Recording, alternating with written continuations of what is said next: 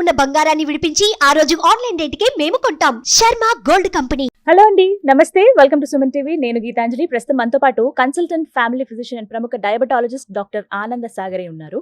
వారి గురించి ఒక్క మాటలో చెప్పాలంటే ప్రామినెంట్ ఫిజిషియన్ అవార్డు అందుకున్నటువంటి డాక్టర్ ఆవిడ. అందులోనూ చాలా మందికి హెల్త్ పట్ల అవేర్నెస్ కల్పిస్తున్నారు వివిధ మాధ్యమాల ద్వారా. అంటే యూట్యూబ్ కావచ్చు, ఇన్స్టా ఫాలో అయ్యే వాళ్ళకి చాలా మందికి తెలుసు. అంటే మేబీ ఇంత చిన్న చిన్నవి మనం ఎందుకు ఫాలో అవ్వలేకపోతున్నాం, ఇవి గనక మనం పాటిస్తే మన హెల్త్ చాలా బాగుంటుంది కదా అనే ఆలోచన ఆటోమేటిక్గా వారి మాటలు విన్నాక మనకు అనిపిస్తుంది అనమాట. నాకు అనిపించింది ఒకసారి మాట్లాడదాము, నాకు కొన్ని డౌట్స్ ఉన్నాయి, మీ డౌట్స్ అలాగే నావి అన్ని కలిపి ఒకసారి అడిగితే కొంచెం క్లియర్ చేసుకుందాం అనుకున్నా. 12 years ఎక్స్పీరియన్స్లో ఆవిడ చాలా మందికి ఇలా సజెషన్స్ ఇచ్చారు, ట్రీట్ కూడా చేశారు. సో ఇంకా ఆలస్యం ఎందుకు, మాట్లాడేద్దాం డాక్టర్ గారితో. హలో డాక్టర్ గారు, నమస్తే. ఎలా ఉన్నారు? I'm good, thank you. Good and beautiful కదా. So are you? Thank you. కానీ మ్యామ్ చాలా డౌట్స్ అండి. ప్లీజ్. డయాబెటీస్ గురించి అసలు నేను ఇవాళ ఒక యుద్ధమే ప్రకటిద్దాం అనుకున్నాను. అంతే. ఇది వరకు రోజుల్లో డయాబెటీస్, బీపీ, షుగర్ ఈ రెండు వచ్చాయంటే వాళ్ళకు ఒక 60-70 ఏళ్ళు ఉండుంటాయి ఈజీగా. ఫలానా తాతయ్యకి ఇలా వచ్చిందంట, ఈ అమ్మమ్మకి ఇలా వచ్చిందంట, ఈ నానమ్మకి ఇలా వచ్చిందంట, అంతే. ఆ తర్వాత బాబాయిలకి, మామలకి, ఇంకా అంటే ఫ్యామిలీ హిస్టరీలో ఉందంటే ఇంకా నాన్నకి వచ్చినట్టు, తర్వాత అమ్మకి, అలా అలాను మా అన్నయ్యకి వచ్చింది. ఈవెన్ ఇంత చిన్న ఏజ్లో నాకే ఇప్పుడు డయాబెటీస్ ఇలా రీసెంట్గా నేను నోటీస్ చేశాను అనే స్టేజ్కి వచ్చేసాం. అసలు ఏంటిది, ఒకప్పుడు ఎక్కడో పెద్ద ఏజ్ వాళ్ళకి వచ్చేది, ఇప్పుడు ఇంత యంగ్ ఏజ్ వాళ్ళలో ఎందుకు చూస్తున్నాం అసలు? అది ఒక్క మాటలో చెప్పాలంటే మన పెద్దవాళ్ళందరూ అన్ని రకాల ఫుడ్స్ తినేవారు, కానీ వాళ్ళు చాలా ఎక్కువ కష్టపడేవారు. ఒక చోటు నుంచి ఒక చోటుకి వెళ్ళాలన్నా, ఫర్ ఎగ్జాంపుల్ ఆ ఇడ్లీ తినాలన్నా పిండి బాగా రుబ్బేవాళ్ళు. సో కాయా కష్టం ఎక్కువ చేసేవాళ్ళు. ఇప్పుడు మనకి టెక్నాలజీ వచ్చింది, విచ్ ఇస్ అ బ్లెస్సింగ్, మనకు అది అవసరం కూడా. కానీ షార్ట్ కట్స్ ఎక్కువ ఉన్నాయి. కూర్చున్న చోటే వర్క్ ఫ్రమ్ హోమ్ అని, కనీసం ఆఫీస్కి వెళ్ళే ఆ చిన్న శ్రమ కూడా లేకుండా, బస్ స్టాప్కి నడిచే కానీ లేకుండా మనం ఇంట్లోనే ల్యాప్టాప్లో we can work from home అనే వాళ్ళు కాదు. I include even my profession as a doctor or engineer or lawyer, ఎవరైనా సరే కూర్చొని మనం పని చేస్తున్నాం చాలాసేపు ప్రిడామినెంట్లీ. దీంతో పాటు మనం మార్చుకోకుండా ఉన్నది మన పెద్దవాళ్ళు తిన్న ఫుడ్సే మనం ఇంకా తింటున్నాం. సో సెడెంటరీ లైఫ్ స్టైల్తో పాటు ఆ కార్బోహైడ్రేట్ రిచ్ డైట్ తీసుకుంటూ వ్యాయామం అనేది చేసుకోకుండా ఉండడం వల్ల ఆ ఏజ్ గ్యాప్ ఏదైతే 60-70 ఏళ్లలో వచ్చే డయాబెటీస్ ఉండిందో అది చిన్న చిన్నగా దాటుకుంటూ 20 ఏళ్ళకి 25 ఏళ్ళకి కూడా వచ్చేసింది మనకి. సో మెయిన్ రీజన్ ఫుడ్ అంటారు మీరు? Food and no exercise. Okay. So common గా ఒక హెల్దీ లైఫ్ స్టైల్ ఉండాలంటే అసలు ఏం చేయాలి చెప్పండి? నాకు అసలు డయాబెటీస్ రావద్దు, నా నుంచి నా ఫ్యామిలీకి ఇంకా అసలు స్ప్రెడ్ అవ్వద్దు అని అనుకోవాలని ఒక వ్యక్తి అనుకుంటే ఏం చేయాలి? అసలు తన లైఫ్ స్టైల్ ఎలా ఉండాలి? సింపుల్ థింగ్, మరీ క్యాల్కులేట్ చేసుకొని లెక్క పెట్టుకొని తినక్కర్లేదు. కానీ మనకి కావాల్సిన పోషకాహారాలు ఒక ప్లేట్ ఆఫ్ ఫుడ్ లో మనకు ఉండాల్సింది carbohydrates, protein, fats, vitamins and minerals. Fat అంటే మనకి పెరుగు, పాల ద్వారా, మన కుకింగ్ ఆయిల్ ద్వారా మనకి అది వచ్చేస్తుంది, దాని గురించి మనం టెన్షన్ పడక్కర్లేదు. వైటమిన్స్ అండ్ మినరల్స్ అంటే మనం తినే కాయగూరలు, పళ్ళ ద్వారా మనకు వస్తుంది, అది మనం ఇండియన్ డైట్ లో బాగానే పాటిస్తాం. ఎటొచ్చి తేడా వచ్చేది మనం కార్బోహైడ్రేట్, అంటే ఈ కార్బోహైడ్రేట్ దానికే ఇంకొక ముద్దు పేరు షుగర్. ఇది మనం తినే ప్రిడామినెంట్ డైట్, అంటే మన రైస్ గానీ, రోటీ గానీ, మన సౌత్ ఇండియన్ టిఫిన్స్, వీటన్నిటిలో కార్బోహైడ్రేట్ ఉంటుంది. అది తీసుకోవడం తప్పనట్లేదు, కానీ అన్నిటికంటే ఇంపార్టెంట్ అయిన ప్రోటీన్ మన డైట్ లో ఉండదు. ఈ ప్రోటీన్ అనేది వెజిటేరియన్ ప్రోటీన్ ఉంటుంది, నాన్ వెజిటేరియన్ ప్రోటీన్ ఉంటుంది. నాన్ వెజిటేరియన్ ప్రోటీన్ అంటే చికెన్, ఫిష్, ఎగ్ వైట్స్ లాంటివి. వెజిటేరియన్ ప్రోటీన్ అంటే పన్నీర్ గానీ, సోయా గానీ, తోఫు అంటాం, సోయా మిల్క్ తో చేసేది. ఇవి కూడా ఇష్టం లేని వాళ్ళు బొబ్బర్లు, శనగలు, నల్ల బఠానీలు, తర్వాత నల్ల శనగలు, రాజ్మా, చోలే, వీటి ద్వారా కూడా మనకి ప్రిడామినెంట్ గా ప్రోటీన్, ఇవన్నీ కూడా protein అందించేవే.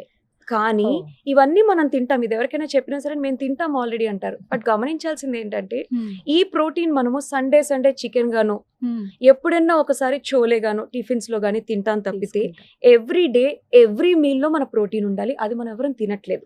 We are only taking carbs, vitamins and minerals and fats and leaving protein. ఇప్పుడు శనగలు, కాబోలి శనగలు కావచ్చు, కలచన, ఇవన్నీ ఏంటంటే రోజు తీసుకుంటామా గ్యాస్ ఫామ్ అవుతుంది కదా అనే వాళ్ళు కూడా ఉన్నారు. మరి వారికి ఇచ్చే సమాధానం? అంటే మనకి కొన్ని శనగల ద్వారా కానీ, కొన్ని జాతుల ద్వారా కానీ మనకు అంత గ్యాస్ ఫార్మేషన్ ఉండదు. ఫర్ ఎగ్జాంపుల్ మనం కందిపప్పు, పెసరపప్పు కూడా ప్రోటీనే, బట్ దాంట్లో కార్బోహైడ్రేట్ కూడా స్లో కార్బ్స్ అంటాం ఉండనే ఉంటుంది. సో కందిపప్పు అందరికీ అరుగుతుంది, పెసరపప్పు మళ్ళీ గ్యాస్ చేస్తుంది, బ్లోటింగ్ అని చెప్తారు. సో అది ఏదైనా వెజిటబుల్ తో కుక్ చేసినప్పుడు ఫైబర్ కూడా దానికి యాడ్ అయినప్పుడు మనకు అంత గ్యాస్ట్రిక్ ట్రబుల్ ఉండదు. రోజు తీసుకోవచ్చా అండి ఇప్పుడు మీరు చెప్పిన ప్రోటీన్ సోర్సెస్ ఏవైతే ఉన్నాయో? We have to take. Okay. సాధారణంగా ఒక మనిషి అంటే ఒక సుమారుగా ఒక పెద్దవాళ్ళు కానీ యంగ్స్టర్స్ కానీ 60 to 70 కిలో వెయిట్ గ్రామ్స్ ఉన్న వాళ్ళు minimum 50 to 60 grams of protein per day తినాలి. అంటే రోజుకి 50 నుంచి 60 గ్రాముల ప్రోటీన్ మనం తీసుకోవాలి. ఏ రూపంలో తీసుకోవాలి? ఇప్పుడు మీరు చెప్పినవి ఉడకబెట్టి తీసుకోవాలా, నానబెట్టి అలాగా తినేయచ్చా? మీరు అన్నారే గ్యాస్ ట్రబుల్ అని, Yeah. అది నానపెట్టి సాతాలించి మొలకలు వచ్చిన గింజలు తింటే చాలా మంచిది, కానీ అది అందరికీ అరగదు. అలాంటప్పుడు దాన్ని ముందే ఓవర్ నైట్ సోక్ చేసి నెక్స్ట్ డే దానికి చిటికెడు ఉప్పేసి బాయిల్ చేసిన తర్వాత తింటే ఆ పైనుండి ఆ లెక్టిన్ కోట్స్ అనేది తగ్గిపోయి మనకి ఇండైజెషన్ అవ్వకుండా బ్లోటింగ్ అవ్వకుండా ఉంటుంది. డాక్టర్ గారు ఒక పని చేస్తాం మేము, ఏంటంటే అలా జస్ట్ వేసి సాల్ట్ వేసి ఉడకబెట్టి తినేసే కన్నా అందులో కొంచెం ఉల్లిపాయలు, చక్కగా ఆయిల్ వేసి, కొన్ని పోపు దినుసులు వేసి, జీలకర్ర, కరివేపాకు, ఎండుమిర్చి ఇవన్నీ వేసి తాలింపు పెట్టుకొని తింటాం. అసలు అలా తినొచ్చా? తినొచ్చు. అంటే తినాల్సిన హెల్దీ ఫుడ్ ని you make your own recipe and do it. అంతే, వై నాట్? కాకపోతే కొంచెం ఆయిల్ తక్కువ. ఇక్కడ ఆలివ్ ఆయిల్ రిప్లేస్ చేసుకోవచ్చా వీటి బదులు? ఇలా ఉంటుంది అంటే ఆలివ్ ఆయిల్ లో దేర్ ఆర్ 2 టైప్స్ అగైన్. కాకపోతే జనరల్ గా ఆలివ్ ఆయిల్ అనేది రాగా దాని మన ఫుడ్ సర్వింగ్ మీద డ్రెస్సింగ్ లా వేసుకొని తినడానికి ఓకే. ఇదే ఆలివ్ ఆయిల్ ని హీట్ చేసినప్పుడు అది మళ్ళీ ట్రాన్స్ ఫ్యాట్ గా మారుతుంది. సో కొన్ని ఆయిల్స్ హీట్ ఇవ్వకూడదు, ఆలివ్ ఆయిల్ హీట్ చేయకూడదు. మళ్ళీ virgin cold pressed olive oil చేయొచ్చు. సో అంటే మనం దీంట్లో డెప్త్ కి వెళ్లే కొద్దీ నార్మల్ జనాలకి అసలు ఆయిల్ లోనే ఇంత కాన్సెప్ట్ ఉందని కన్ఫ్యూజ్ అవుతారు. కానీ ఆలివ్ ఆయిల్ వాడే కన్నా కూడా నార్మల్ ఆయిల్ ఇలా యూస్ చేయొచ్చా మ్యామ్? 1-2 స్పూన్స్ కి పర్వాలేదా? తీసుకోవచ్చండి. సింపుల్ ఫండా ఒకటి గుర్తుపెట్టుకోవాల్సింది ఏంటంటే ఏ ఆయిల్ అయినా తన పని ఏంటి? ఫుడ్ ఫ్రై చేయడం. So as long as oil food frying కి యూస్ చేస్తున్నాము అంటే అది ఎక్కువగా మనం తీసుకోకూడదు. నేను అందరికీ చెప్పేది ఒకటే సింపుల్ గా, per person 1/2 litre of oil per month ఖర్చు అవ్వాలంతే. మన ఇంట్లో ఒకవేళ 4 ఉన్నారనుకోండి, ఒక ఫ్యామిలీ 2 లీటర్స్ అండి. 2 liters of oil for the entire months cooking. 5 litres can 2-3 అవుతాయి మేడం. సో లెక్క లేకుండా ఆయిల్ తీసుకొని పాపం వాళ్ళు కష్టపడి మళ్ళీ పొద్దున వాకింగ్కి వెళ్ళొస్తాను, నేను అసలు స్వీట్స్ ఏ ముట్టుకోను, అయినా నేను వెయిట్ లాస్ అవ్వట్లేదు అంటారు. ఈ చిన్న చిన్న విషయాలు జాగ్రత్త పడితే సగం బరువు అక్కడే తగ్గచ్చు. సో ఈ విధంగా ఫాలో అవ్వాలి. అంటే ఇప్పుడు ఫర్ ఎగ్జాంపుల్ ఒక ప్లేట్, ఒక ఫుల్ మీల్ లేదా ఒక ప్లేట్ ఎలా ఉండాలండి? తినే భోజన పదార్థాలు అసలు ఏమేమి ఉండాలి ఒక ప్లేట్ లో? పర్ఫెక్ట్ ప్లేట్ అని అంటే నేను ముందు లంచ్ తో చెప్తాను. మనం మధ్యాహ్నం వి ఆల్ ఆర్ భోజన ప్రియులు కాబట్టి మనందరం లంచ్ ని కొంచెం ఎక్కువ ఎంజాయ్ చేస్తాము. So if you're taking a plate of food, ఒక కంచన్ లో మనకు కావాల్సినంత ఫుడ్ పోర్షన్, కంచం నింపము, మధ్యలో కొంచెం భాగం సర్కిల్ లా మనం అనుకుంటే, మనం ఇంత భోజనం తింటున్నాము అంటే అందులో కరెక్ట్ గా సకానికి సగం మనం ప్రోటీన్ తినాలి. అది పప్పు, మన అందరం పప్పు తింటాం, పాలకూర పప్పునో ఏదో ఒక కాయగూర పప్పు, దాంతో పాటు నానబెట్టి సాతాలించుకునే గింజలు గానీ, లేదా ఎగ్ వైట్స్ గానీ, ఫ్రై చేసుకునే ఎగ్ వైట్స్, ఉడకబెట్టుకున్న బాయిల్డ్ ఎగ్స్ కానీ, చికెన్ గానీ, ఫిష్ గానీ, లేదా వెజిటేరియన్స్ అయితే పన్నీర్ గానీ తీసుకోవచ్చు. దీంతో పాటు కాయగూరలు ఉండాలి మనకి, ఇంకొక 1/4 పోర్షన్. ఇంకా మిగిలిన హాఫ్ లో 1/4 షుడ్ బి వెజిటబుల్స్. అది రా ఫామ్ లో క్యారెట్, కీరా, క్యాప్సికమ్, ఆనియన్ అలా సలాడ్ లా తినొచ్చు, లేదా మనం తక్కువ ఆయిల్ తో కుక్ చేసుకున్న కూరలు అయినా తినొచ్చు, లైక్ సొరకాయ, బీరకాయ, ఆనపకాయ, మనం ఇంట్లో వండుకునే కూర ఏదైనా. ఇంకా మిగిలిన పావు పోర్షన్ లో maximum portion will be carbohydrate, అంటే షుగర్స్. మన రైస్ గానీ, చపాతీ గానీ, రోటీ గానీ, జొన్న రొట్టి గానీ, లేదా గోధుమ అన్నం అంటారు, బ్రౌన్ రైస్, ఇవి ఏవైనా తీసుకోవచ్చు. ఆ మిగిలిన లిటిల్ పోర్షన్ ఏదైతే ఉందో అది ఫ్యాట్. అది మన ఇండియన్ డైట్ లో మనం పెరుగు, మజ్జిగ రూపంలో తీసుకుంటాం. ఓకే. సో రైస్, పప్పు, vegetable curry, protein which is majorly missing అని చెప్పాను చూసారా, ఇలా ఏదన్నా తీసుకుంటూ మనం దానికి మజ్జిగ, పెరుగు యాడ్ చేసుకుంటే it's good. It is a complete meal. ఇదే ఒకవేళ రాత్రిపూట తింటున్నప్పుడు ఇన్ జనరల్ గా కూడా ఎవరికైనా సరే మన నైట్ డైజెషన్ అనేది కొంచెం స్లో ఉంటుంది, సిస్టమ్ అనేది అప్పుడు సెట్ అవుతూ ఉంటుంది, స్లో డౌన్ అవుతాం. ఆల్సో మనం నైట్ భోజనం తిన్న తర్వాత అలసిపోయి ఉంటాం కాబట్టి will just SIT down, TV చూడడం కానీ, ఫోన్ చూడడం కానీ, కూర్చొని ఉంటాం, ఎక్కువ కదలిక అనేది ఉండదు. సో క్యాలరీ బర్నింగ్ కానీ మనం ఎక్కువ ఖర్చు పెట్టాం. సో పెద్దవాళ్ళు కూడా చెప్పేది ఏంటంటే లంచ్ కంటే మన భోజనం కొంచెం తక్కువ ఉండాలి. ఇదే పోర్షన్ మన నైట్ కూడా తిన్నామంటే మళ్ళీ will gain weight or more calories. కొంచెం ఆ అన్నం పోర్షన్ కానీ, ఆ ప్రోటీన్ పోర్షన్ కానీ తగ్గించుకొని లంచ్ లో తీసుకునే పోర్షన్ కంటే 3/4 తీసుకోవాలి డిన్నర్ కి. ఓకే. సో ఇది పర్ఫెక్ట్ మీల్ తీసుకోవాలి. సో ఇప్పుడు ఫుడ్ గురించే మాట్లాడుకుంటే గనక ప్రోటీన్ విషయం అనేది చాలా మందికి ఒక క్వశ్చన్ మార్క్ అండి. ఎలా తీసుకోవాలి ఏంటి? ఇప్పుడు వెజ్ లవర్స్ కంటే మీరు ఇందాక చెప్పిన వాటిల్లో ఓకే, అండ్ నాన్ వెజ్ అనగానే చికెన్ అనేది ఫస్ట్ అందరికి గుర్తొస్తుంది. సో ఇవి ఎంత మోతాదులో అనేది వెయిట్ బట్టే ఉంటుంది అని కొంతమంది అంటారు. అలా వెయిట్ బట్టి కూడా తీసుకోవాలండి? ఉదాహరణకు 90 కేజీలు ఉన్న వ్యక్తి 90 గ్రాములు తీసుకోవాలా? యెస్. యాక్చువల్లీ 90 గ్రాములు. కానీ మన ఇండియన్ డైట్ ప్రకారంగా ఎవ్రీ డే అంత ప్రోటీన్ మనం రిసోర్స్ చేసుకోవడం కుదరదు కాబట్టి అదం పక్షాన అంటారు. కనీసం on an average 60-70 grams protein మనం తీసుకోవాలి పర్ డే. అంటే ఇప్పుడు బాగా ప్రోటీన్ పౌడర్స్ ఇప్పుడు కాదు ఎప్పటి నుంచో ఉన్నవి ఇవి. అవును. సో నేను నా ఫుడ్లో అంత దొరకదేమో. నేను రోజు పొద్దున్నే పాలల్లోనో ఒక జ్యూస్లోనో ఒక స్పూన్ ప్రోటీన్ పౌడర్ వేసేసుకుంటాను. దానివల్ల ఏమైనా ప్రాబ్లం అవుతుందా? అది నేను అసలు కన్జ్యూమ్ చేయొచ్చా చేయకూడదా అని అడుగుతారు. It's a very debatable question మీరు అడిగింది. బట్ నా అవగాహన ప్రకారం నాకు తెలిసినంత చెప్తాను. But there is more to learn. Okay. ఒకటి ఏంటంటే there are some category of people. పప్పు అనేది మన ఇండియన్ హౌస్ హోల్డ్ లో ఎవ్రీడే తింటాం. అది ఏ పూటైనా డెఫినెట్లీ ఉంటుంది. ఆ పప్పుతో పాటు ఒకవేళ నాన్ వెజిటేరియన్స్ అయితే కంపల్సరీ ఎగ్ కానీ చికెన్ కానీ ఎవ్రీడే ఉంటుంది. ఇలా వాళ్ళు భోజనంలో ఆల్రెడీ ప్రోటీన్ తీసుకుంటున్నప్పుడు మళ్ళీ స్పెషల్గా ప్రోటీన్ పౌడర్స్ అనేది తీసుకోవడం వల్ల how much is too much అనేది వాళ్ళు తెలుసుకోలేకపోతారు. మనకి ప్రోటీన్ డైజెషన్ అంతా అయ్యేది కిడ్నీస్లోని. సో మనం ఆ బర్డెన్ ఎక్కువ ఇస్తే కిడ్నీస్ అంత తీసుకోలేక కిడ్నీ ఫెయిల్యూర్ అవ్వడం, క్రియాటిన్ అని కొన్ని వాల్యూస్ పెరుగుతాయి, మనకి యూరినేషన్ ఫార్మింగ్ అనేది కొంచెం డిఫెక్ట్ అవుతుంది, కిడ్నీ స్టోన్స్ ఫార్మేషన్ ఉంటుంది. సో ఏది మితిమీరి చేయకూడదు.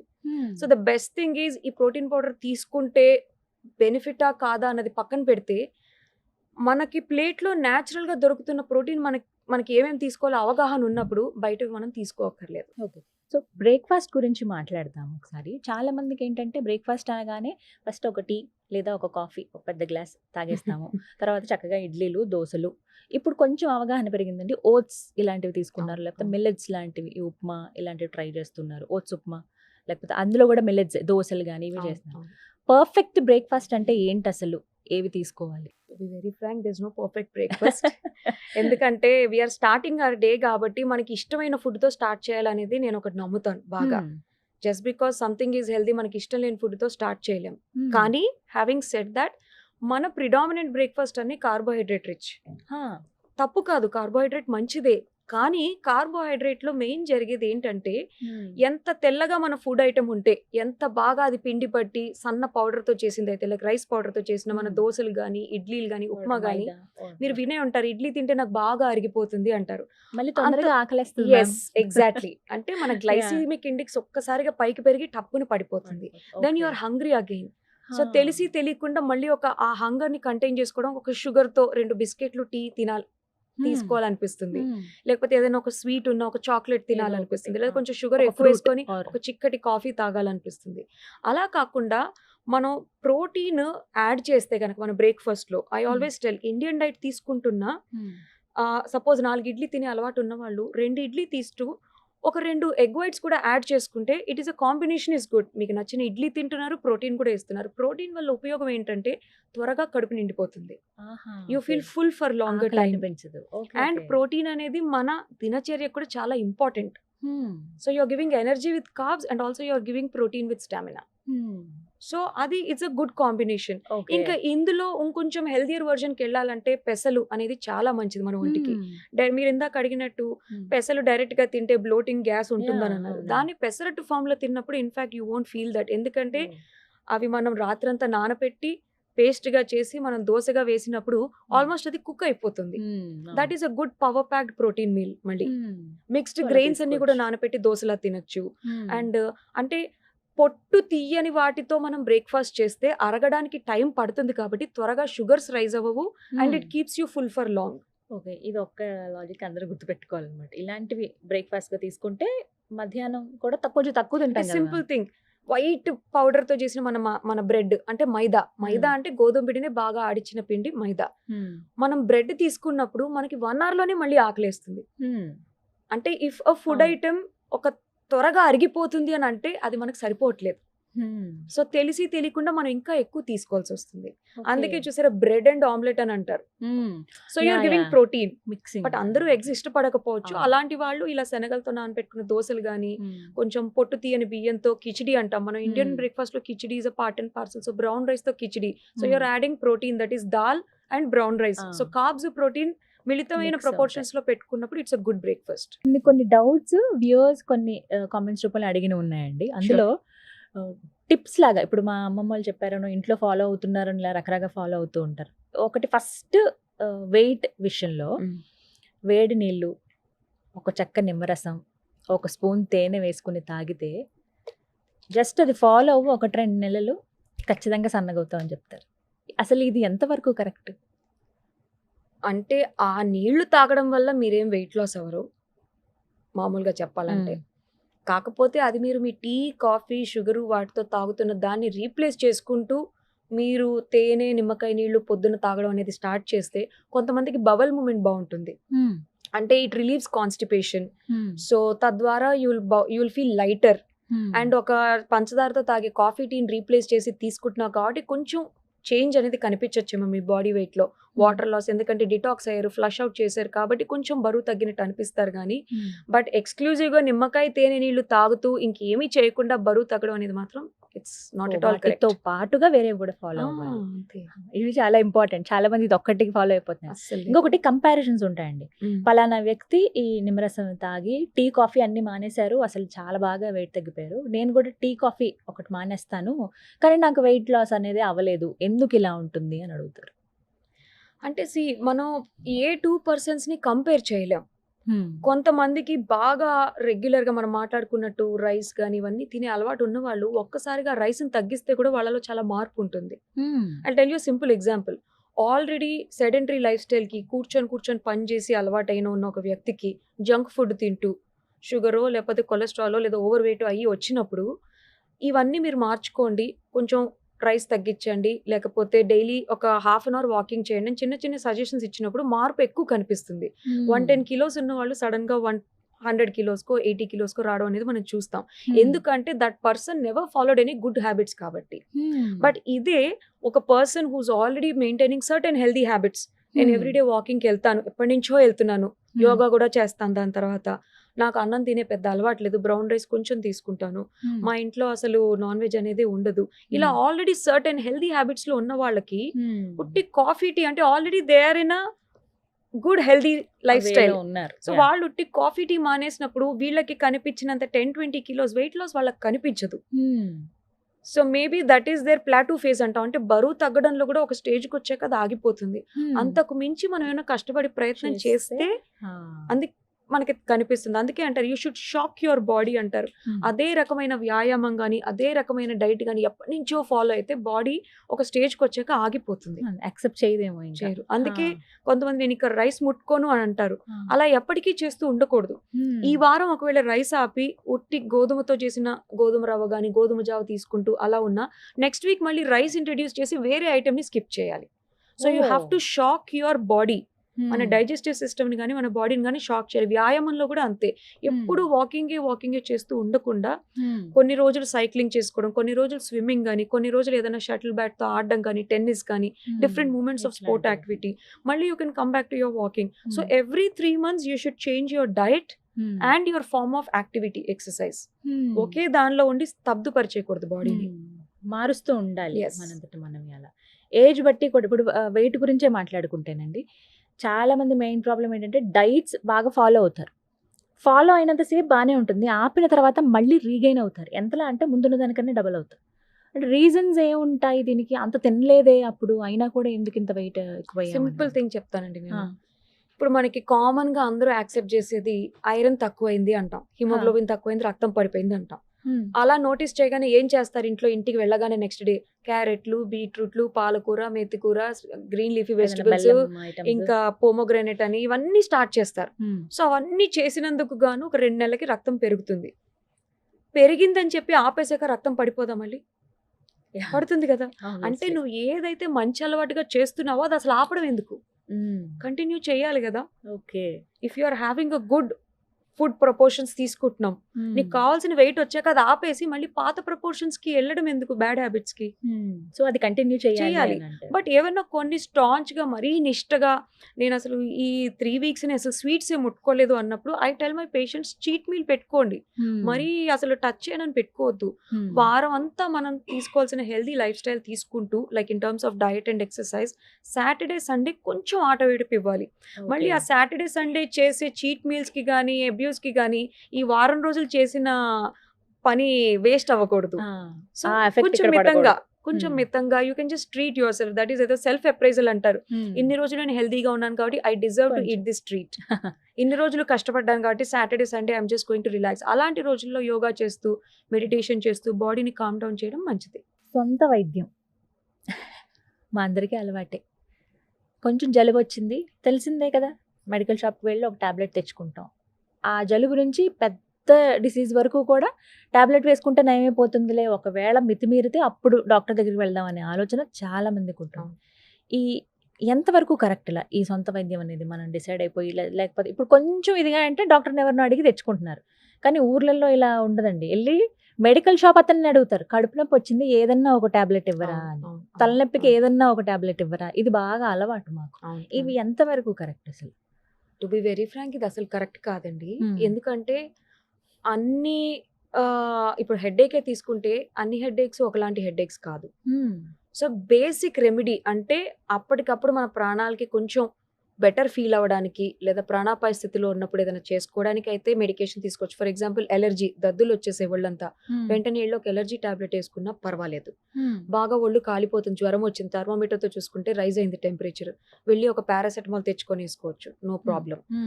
లేకపోతే మనకి బాగా డీహైడ్రేటెడ్గా లూజ్ మోషన్స్ అవుతున్నాయి, లూజ్ మోషన్స్ అరికట్టడానికి వెళ్ళి ఒక మందు తెచ్చుకోవచ్చు. వామిటింగ్స్ ఆగట్లేదు, వెళ్ళి మాత్ర తెచ్చుకోవచ్చు. ఇవి ఏంటంటే సింపుల్ కంప్లైంట్స్కి మనం తెచ్చుకొని వేసుకోవచ్చు. బట్ అది కూడా ఆ సిమ్టమ్ ఒకవేళ ఆ రోజు నుంచి మరుసటి రోజుకి కూడా అది వెళ్తున్నప్పుడు you have to see the doctor, because not all fevers are the same. అది డెంగ్యూ అవ్వచ్చు, చికున్ గున్యా అవ్వచ్చు, నార్మల్ వైరల్ ఫీవర్ అవ్వచ్చు, ఎనీ బ్యాక్టీరియల్ ఫీవర్ కూడా అవ్వచ్చు. సో జ్వరం యొక్క టెంపరేచర్ ని బట్టి, అది వచ్చే విధానం బట్టి ఈ డయాగ్నోసిస్ మారుతుంది. ఇది మీకు మెడికల్ షాప్ వాడు చెప్పలేడు. There is a reason why we're doctors and we studied for almost 10 years చదువుతాం. 5 years MBBS లోని, తర్వాత MD గాను, లేకపోతే ఆ తర్వాత రూరల్ సర్వీస్ చేసో ఒక ఎక్స్పీరియన్స్ ఉంటుంది. So there is a reason for that. అది ఓవర్ ద కౌంటర్ మెడికేషన్స్ లో వాళ్ళు ఏం చేస్తారంటే వెంటనే రిలీఫ్ రావాలని చెప్పి ఒక పారాసిటమాల్, దాంతోపాటు ఒక స్ట్రాంగ్ యాంటీబయాటిక్ ఇచ్చేస్తారు. యాంటీబయాటిక్ డోస్ కి ఒక్కొక్కసారి ఫీవర్ రెస్పాండ్ అయ్యి మళ్ళీ రాకపోవచ్చు, బట్ ఆ రోజుకి ఆ టెంపరేచర్, ఆ ఫీవర్ సిమ్టమ్స్ ని మనం మాస్క్ చేస్తున్నాం. బట్ అది అంతర్లీనంగా ఇన్ఫెక్షన్ అనేది పెరుగుతూ ఉంటుంది. సో డాక్టర్ దగ్గరికి వచ్చేటప్పటికి సార్ నేను ఆల్రెడీ ఈ మెడికేషన్ వాడి ఆపేసాను అంటారు. దానివల్ల మనకు వచ్చే ఒక సైడ్ ఎఫెక్ట్ ఏంటంటే యాంటీ మైక్రోబియల్ రెసిస్టెన్స్. అంటే మన బాడీలో క్రిమికీటకాలు ఏవైతే బ్యాక్టీరియా ప్యాథోజన్స్ ఉంటాయో నువ్వు ఒక యాంటీబయాటిక్ ఇచ్చి తీసేయడం వల్ల అవి వాటిని చవి చూసి వాటికి తద్వారా రెసిస్టెన్స్ డెవలప్ చేసుకుంటాయి. సో నువ్వు డాక్టర్ దగ్గరికి వెళ్ళినప్పటికీ ఆ యాంటీబయాటిక్ పనిచేయదు. We have to give another secondary antibiotic. అప్పుడు హై డోస్ యాంటీబయాటిక్ ఇవ్వాల్సి వస్తుంది. ఇలా రిపిటేటివ్ గా మనం బాడీని డిఫరెంట్ యాంటీబయాటిక్స్ కి ఎక్స్పోజ్ చేసి అబ్యూస్ చేయడం ద్వారా మల్టీ యాంటీమైక్రోబియల్ రెసిస్టెన్స్ అని కూడా వచ్చేసింది అందరికి. సో అంటే ఒకప్పుడు మనకి ఎజిథ్రోమైసిన్ అని వినే ఉంటారు, అది ఇవ్వడం అంటేనే చాలా గ్రేట్ అన్నమాట. దాన్ని కూడా దాటిపోయి పెన్సిలిన్ స్టేజ్ వరకు వచ్చింది దీనివల్ల. అంటే ఫీవర్స్ అన్ని ఒకటేనా అండి అని అడుగుతూ ఉంటారు. ఇప్పుడు నార్మల్ ఫీవర్, డెంగ్యూ ఫీవర్ కి ఈ వైరల్ ఫీవర్స్ కి డిఫరెన్స్ ఏంటి అనేది చెప్పాలంటే వాటి మార్పులు ఒక ఫస్ట్ 3 days అయితే గానీ మనకు అర్థం కావు. అంటే డెంగ్యూ జ్వరానికి ముఖ్యంగా మోస్ట్ కామన్లీ చాలా హై గ్రేడ్ ఫీవర్స్ వస్తాయి. స్టార్టింగ్ ఒక 102, 103 ఫీవర్ తో డెవలప్ అవుతారు. అదొక 5-6 days దాకా వాళ్ళకి ఆ టెంపరేచర్స్ ఉంటాయి. అదే చిక్కున్ గున్యా అయితే మొదలవడమే వాళ్ళకి బాగా మోకాళ్ళు, భుజాలు అన్ని జాయింట్స్ అన్ని నొప్పితో స్టార్ట్ అయ్యి చలి జ్వరం వస్తుంది. అదే నార్మల్ మైల్డ్ వైరల్ ఫీవర్ అంటే ఒక లో డోస్ టెంపరేచర్ అంటే ఒక 199 లో ఫ్లక్చుయేట్ అవుతూ ఒక వారం రోజుల దాకా ఉంటుంది. అంటే టెంపరేచర్ మరి బలహీన పరిచే అంత ఎక్కువ ఉండదు, అలానే రొటీన్ వర్క్స్ కి వెళ్ళే అంత తక్కువ ఉండదు. సో ఇదేంటంటే ఫస్ట్ 2-3 days అందుకే పేషెంట్స్ కి చెప్పేది ఏంటంటే టెంపరేచర్ వచ్చినప్పుడు టాబ్లెట్ వేసుకోవడం, తడిగుడ్డతో తడుపుకోవడము, ఎలక్ట్రాల్ వాటర్ బాగా తీసుకోవడము, ద్రవ పదార్థాలు ఎక్కువ తీసుకోవడం చేయాలి. 2వ రోజుకి 3వ రోజు కూడా టెంపరేచర్ తగ్గనప్పుడు they have to come to the doctor. మీరు ఓవర్ ద కౌంటర్ మెడికేషన్స్ అంటే నాకు గుర్తొచ్చింది. ఐ హావ్ రీసెంట్ పేషెంట్, ఒకళ్ళు అంటే I can't say the name, but పాపం అత్యుత్సాహంతో తొందరగా జ్వరం అణిచేయాలి, తగ్గించేయాలి, దాన్ని నార్మల్ చేయాలనే తపనతో పారాసెటమాల్ వేసుకున్నారు, తగ్గట్లేదు టెంపరేచర్. అంటే టెంపరేచర్ తగ్గడం కొంచెం వ్యవధి ఇవ్వాలి, గంటలో టెంపరేచర్ తగ్గలేదని నైస్ అని ఒక టాబ్లెట్ వేసుకున్నారు, ఆస్పిరిన్ వేసుకున్నారు. డైక్లోఫినాక్ సోడియం అనేది ఒక కాంపోనెంట్, అది గుడ్ పెయిన్ కిల్లర్. కానీ ఇలా వైరల్ జ్వరంలో దాన్ని వేసుకోవడం వల్ల అది ప్లేట్లెట్స్ మీద ప్రభావితం చూపించి ప్లేట్లెట్స్ డౌన్ అయ్యి బ్లీడింగ్ మోషన్ తో వచ్చి అడ్మిట్ అయ్యారు. బ్లీడింగ్ మోషన్ తో వచ్చి అడ్మిట్ అయినప్పుడు ఫస్ట్ అనుమానం ఏంటంటే పైల్స్ కానీ హెమరాయిడ్స్ కానీ ఉందేమో అని అనుమానిస్తాం. బట్ ఎక్స్పీరియన్స్ డాక్టర్స్ అందరం ఉంటాం కాబట్టి జ్వరం తను చెప్పినప్పుడు బాగా గుచ్చి అడిగితే చెప్పిన విషయం ఏంటంటే, నేను ఇలా 3 రకరకాల పెయిన్ కిల్లర్స్ తీసుకున్నాను టెంపరేచర్ నార్మల్ చేయడానికి. Because I have a meeting in the office tomorrow మా హెచ్ఆర్తో, so I have to be there on the work అని చెప్పారు. బట్ దానివల్ల పాపం మా అబ్బాయి is admitted now with very low platelet count, bleeding tendencies కూడా చూసాం. ఇప్పుడు ప్లేట్లెట్ లెక్కిస్తున్నాం. అంటే చేతులారా చేసుకున్నది అది. సో పెయిన్ కిల్లర్స్ అనేది అసలు డెంగ్యూ జ్వరంలో వాడకూడదు. చాలా మంది చాలా అలవోకగా వేసేసుకుంటూ ఉంటారు. ఏం కాదు రిలీవ్ అంటే ఆ కొంచెం కీళ్ళ నొప్పులు అవి కూడా ఉంటాయి ఈ కాబట్టి తప్పు ఎక్కడ జరుగుతుందంటే, వాళ్ళు సొంతంగా ఇంట్లో ఉండగా ఇలా సొంత వైద్యంతో పెయిన్ కిల్లర్స్ ఎక్కువ వేసేసుకొని జ్వరాన్ని అణిచివేయాలనుకోవడం, లేదా ఫార్మసిస్ట్ దగ్గరికి వెళ్ళి నాకు హై గ్రేడ్ ఫీవర్ వచ్చింది తక్కువ తగ్గేటట్టు మాత్రం ఇవ్వు అంటే వాళ్ళు ఇవ్వడం.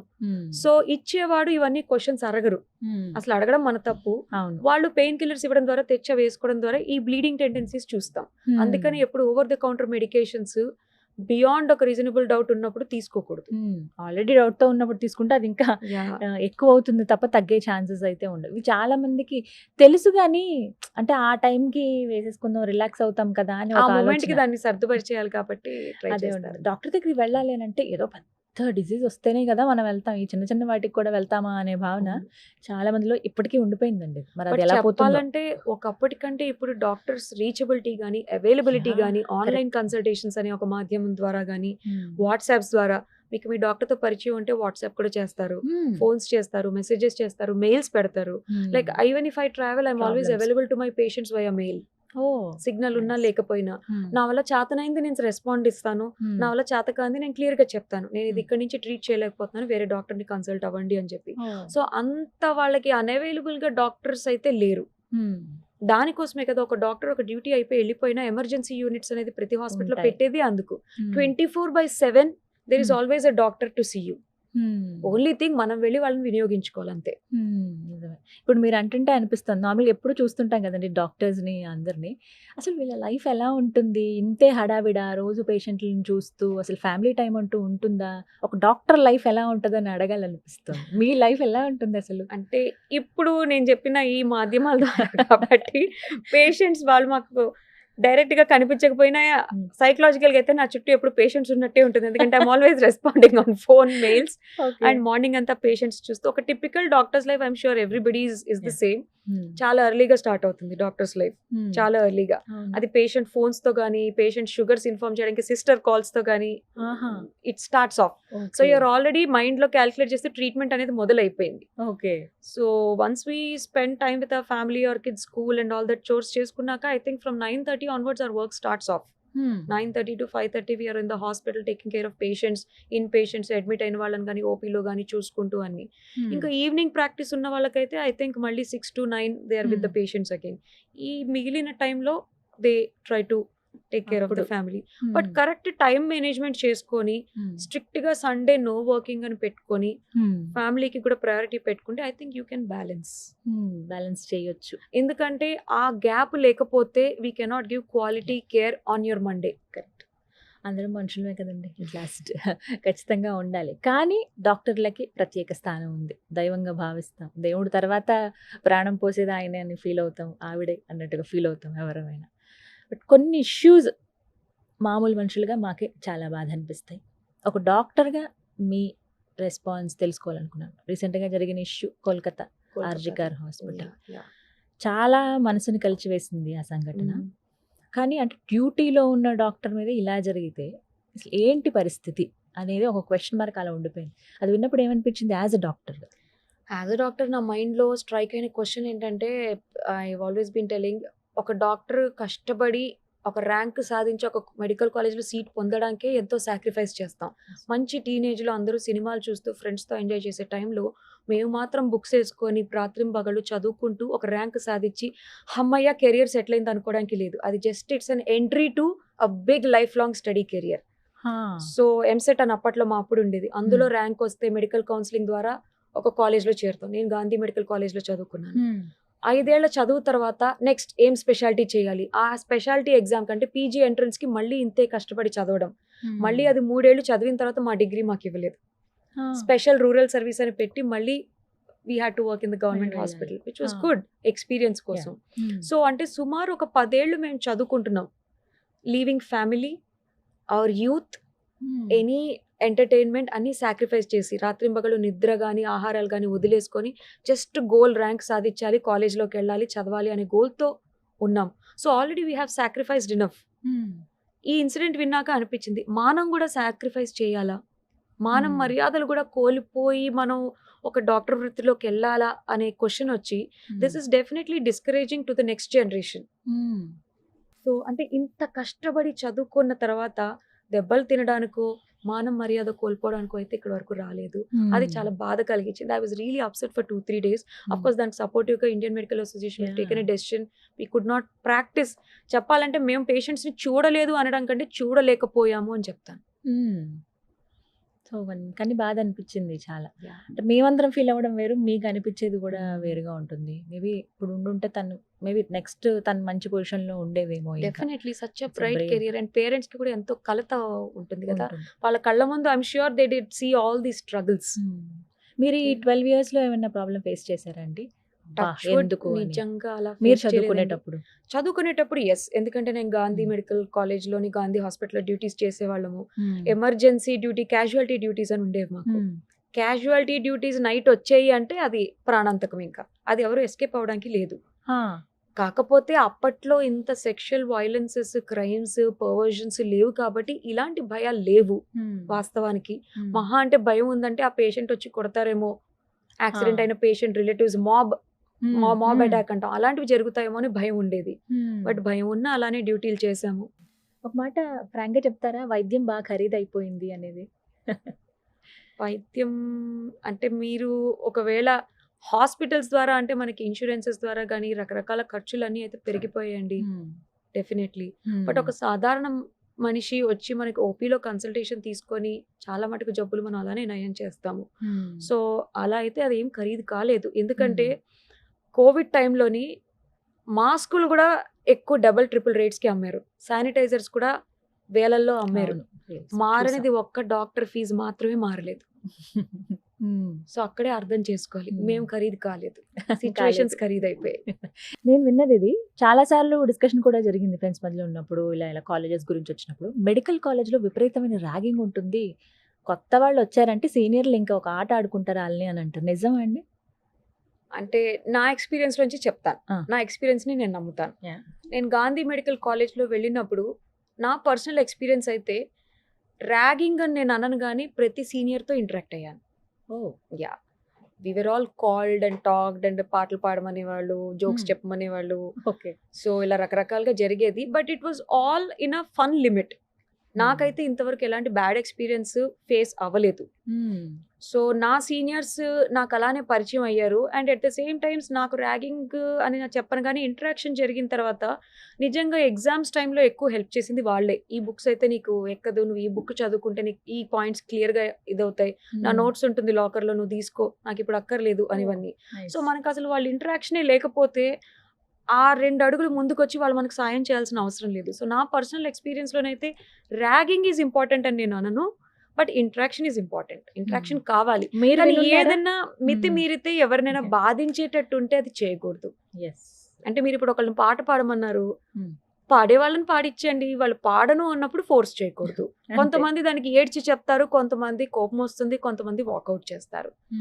సెన్సిటివిటీని బట్టి వాళ్ళ ముఖ కవళికలను గమనించుకొని మనం I think we have to take a step back. దాన్ని బట్టి మూవ్ అవ్వాలంటే మీరు చూసారా? పోనీ మీ ఎక్స్పీరియన్స్ లో మీకు కాకపోయినా వేరే వాళ్ళు ఎవరికైనా ఇలా ర్యాగింగ్ జరిగినట్టు మీరు వినున్నారా? మా కాలేజ్ లైఫ్ లోనైతే, అంటే నాకు చాలా ఎక్స్టెన్సివ్ కాలేజ్ లైఫ్ అండి గాంధీలోని, లేదా అటు ఉస్మానియాలో కానీ మేము ఇంటర్ కాలేజ్ ఫెస్టివల్స్ కానీ కూడా వెళ్ళే వాళ్ళము. అలా ర్యాగింగ్ కి బలయ్యి లేదా చాలా అప్సెట్ అయిన వాళ్ళని అయితే నేను ఎవరిని చూడలేదు. ఆ తర్వాత మరి బాగా ఎక్కువైందేమో తెలియదు కానీ, ఎందుకంటే మా టైం అప్పుడు కూడా యాంటీ ర్యాగింగ్ లాస్ అని చాలా పోస్టర్స్ అవి కూడా ఉండేవి. సో చెప్పాలంటే ఒక పెద్ద ఆడిటోరియం హాల్లో, నాకు ఇప్పటికీ బాగా గుర్తు, సీనియర్స్ అందరూ ఆడిటోరియం మీద ఉండేవారు, డయస్ పైన, మేమందరం డయస్ కింద ఉండేవాళ్ళం. So one comfort zone they gave us was, ఇక్కడికి వచ్చి పాడండి అని అనడం కంటే నీ ప్లేస్ లో నించొని నీ ఫ్రెండ్స్ తో పాటు నువ్వు ఒక పాట పాడు, లేదా నిన్ను నువ్వు ఇంట్రడ్యూస్ చేసుకో అని అలా చెప్పేవారు. So I think that gave us a little comfort Yeah. Zone, friends తో కదా. పాటే ఉన్నాం కదా ఇలా చేయొచ్చు అని చెప్పి. బట్ తర్వాత నేను కొన్ని సంఘటనలు విన్నాను కానీ బట్ మా వరకు అయితే జరగలేదు.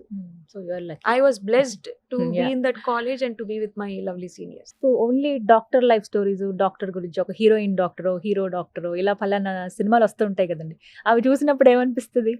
ఫ్రాంక్లీ చెప్పమంటారా, అబ్బా వీళ్ళు చాలా ఈజీగా స్టెథోస్కోప్ ఏప్రిన్ వేసేసుకున్నారు ఎంట్రన్స్ రాయకుండా. మేమైతే కష్టపడి ఎంట్రన్స్ రాసిన తర్వాత ఏప్రిన్ కొనుక్కోవడానికి నాకు ఆల్మోస్ట్ ఒక 2 ఏళ్ళు పట్టింది. ఓకే. అంటే ఆ ఎంట్రన్స్ రాసి ర్యాంక్ వచ్చి ఫ్రీ సీట్ వచ్చింది నీకు గాంధీలో అని చెప్పాక I had to buy an apron. So it was like an armour for me. నాకు ఏప్రిన్ వచ్చింది, స్టెథోస్కోప్ వేసుకోవడానికి టుక్ మీ 5 years. ఫైనల్ ఇయర్కి వచ్చాక we have to buy the stethoscope. అంతవరకు యూ కాంట్ వేర్. సో అంతవరకు సీనియర్స్ కానీ మా ప్రొఫెసర్స్ Okay. వేసుకుంటే చూసి అడ్మైర్ చేయడమే. అబ్బా, నాకు ఆ రోజు ఎప్పుడు వస్తుందో అని. సో సినిమాలో చాలా క్యాజువల్ గా హీరోయిన్ కి ఏప్రిన్ ఒకటి వేసి స్టెత్ వేసే కానీ అప్పుడు వీళ్ళు ఎంత ఫాస్ట్ గా డాక్టర్స్ అయిపోయారు అనిపిస్తుంది. మీరు రీసెంట్ గా చూసున్నారో ఒక సినిమాలో, తను సినిమాలో క్యారెక్టర్స్ వేస్తూ ఉంటారు, సినిమాలోనే హీరోయిన్ యాక్ట్రెస్. తను డాక్టర్ అవ్వాలంటే తను మొత్తం ఎంబీబీఎస్ డాక్టర్ చదివేసి అప్పుడు చేసేవాళ్ళు. లాయర్ అంటే మొత్తం లాలో కోర్టులో కూడా వాదించిస్తారు అలా అనమాట. ఓకే. మీకు అలా నచ్చిన సినిమా ఏదైనా ఉందా డాక్టర్ కి సంబంధించి ఏదైనా? డాక్టర్ కి సంబంధించిన సినిమా అంటే ప్రస్తుతానికి అంతగా గుర్తులేవు. బట్ డాక్టర్ అని ఒక సిరీస్ ఉంది, ద గుడ్ డాక్టర్ అని. I follow that on Netflix. So Okay. కొన్ని సంఘటనలు సిచ్యువేషన్స్ బాగుంటాయి and that is really good. అంటే కొన్ని సిచ్యువేషన్స్ కూడా డాక్టర్స్ లైఫ్ లో ఆ ఎమర్జెన్సీలో ఫ్లైట్ లో ఏదైనా జరిగినప్పుడు కానీ ఒక డాక్టర్ ఎక్కడున్నా డాక్టరే. So they step in forward to help the patient or solve the situation. So అది చాలా టచింగ్ గా అనిపించింది. నిజంగా అవి కొన్ని కొన్ని భలే ఉంటాయండి. గవర్నర్, పాస్ట్ గవర్నర్ అవును. తమిళసై గారు అవును, అవును. ప్లేన్ లో ఒక వ్యక్తిని కాపాడడం అవును, కానీ, అంటే అవును. తను డాక్టర్ అవ్వటం ఒకరిని కాపాడగలిగారు అవును, అనేది, exactly. ఇలాంటివి విన్నప్పుడు కొంచెం భలే అనిపిస్తుంది. Thank you so much doctor గారు, చాలా విషయాలు మాట్లాడారు. బట్ ఇంకా చాలా ఉన్నాయి, డయాబెటీస్ గురించి డీప్ గా వెళ్దాము. బట్ కొంతమంది కొన్ని క్వైరీస్ అడుగుతారు, దాన్ని బట్టి తీసుకుంటాను. నెక్స్ట్ టైం మనం టైం బట్టి తప్పకుండా. మాట్లాడదాం. Pleasure is mine as well. Thank thank you you so so much. Much అండి. Thank you.